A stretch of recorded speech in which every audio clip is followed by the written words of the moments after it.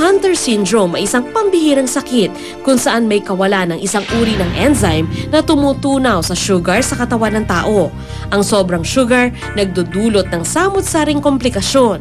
Mula ito sa depektibong gene na nasa X chromosome na naipapasa ng ina sa lalaking anak.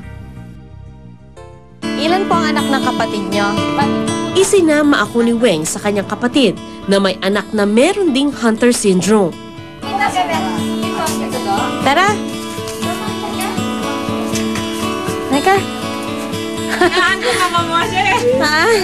Siya si Dominic, 4 na taong gulang, may Hunter syndrome. Mas bata itong kumilos kaysa sa kanyang edad. Ayon sa kanyang ina, hyper din si Dominic. Hindi ka mukha yung typical na 5 years old. Pwede na kayong maglakad ng sabay. Siya, hindi. Pag nangawit siya, kakargahin mo. Ganon. At saka parang baby talaga. May nakatatandang kapatid si Dominic, si Ivan, na nakunan din ng video ng programang Emergency noong 2008.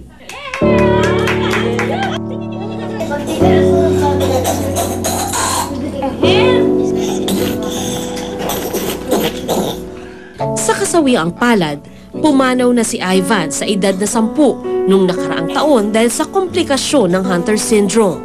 Lumapad yung dila niya that time. Tapos parang lumabas.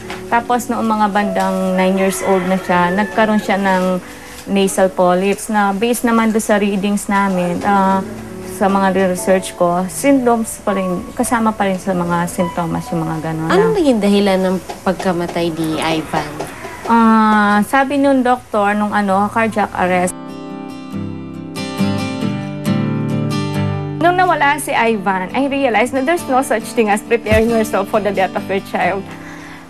The same yung mararamdaman mo no matter how long you prepared yourself, it's still the same.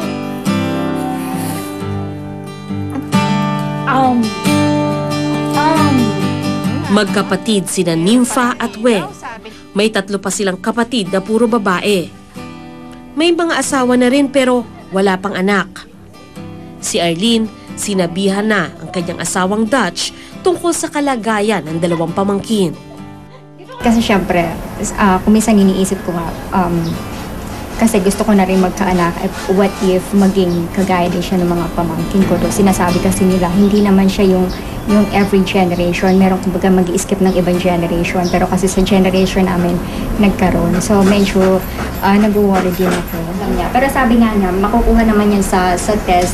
Pero sabi nga, in God's will naman na sana hindi mangyari. Kasi katulad nung kina Dominic kasi tsaka kay Ivan, hindi kasi agad siya na-detect. So syempre kahit na mag-test kami, sabihin nila na okay kayo na magkaroon ng anak. Hindi natin alam.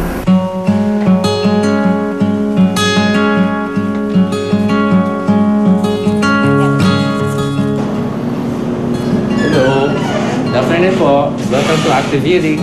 Hello. Nagpunta sa hearing center ang mag-iina para ipa-check up ang kalagayan ni lalaki, liit at bunso. Ito si Ate Flor.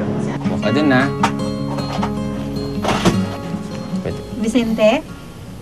Vicente? Vicente? Naririnig mo ako? Naririnig mo ako? Sino yung nakakausap kanina? Si Ilalagay natin to sa tenga, ha?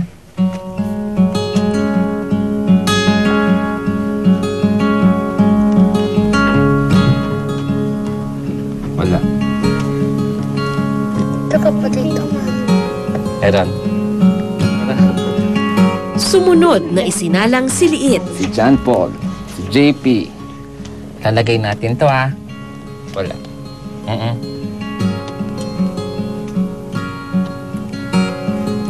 Nakakatuwang pagmasdan kung paano napapangiti ang mga bata sa bawat tunog na kanilang naririnig. Pati ako'y nasasabik sa pagbabalik ng ingay ng kanilang kabataan. Pakarinig pa natin ang pangalan to?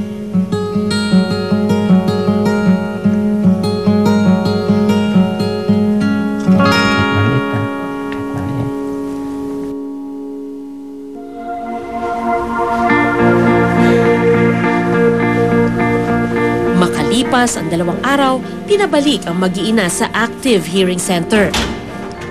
Good morning. Good morning po, sir. Welcome to Active.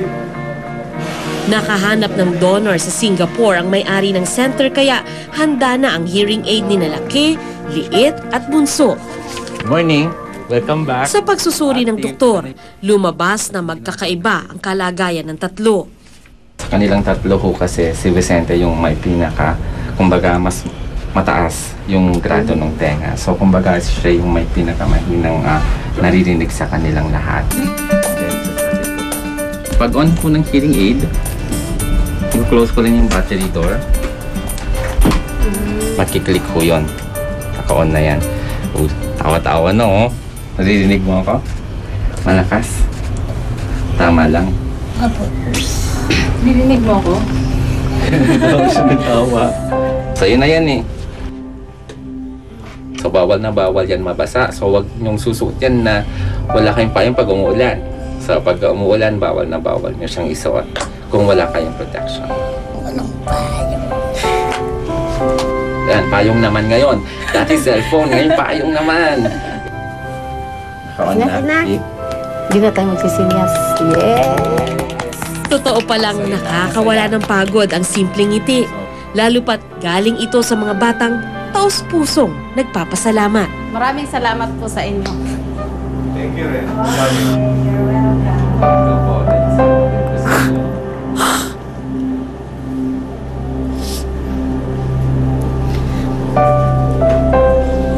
Sir Raul, salamat po. Nakakarinig na po sila ng maayos. Bye-bye. Bye-bye. Bye-bye. Bye-bye. Galing kayo pa sa check-up.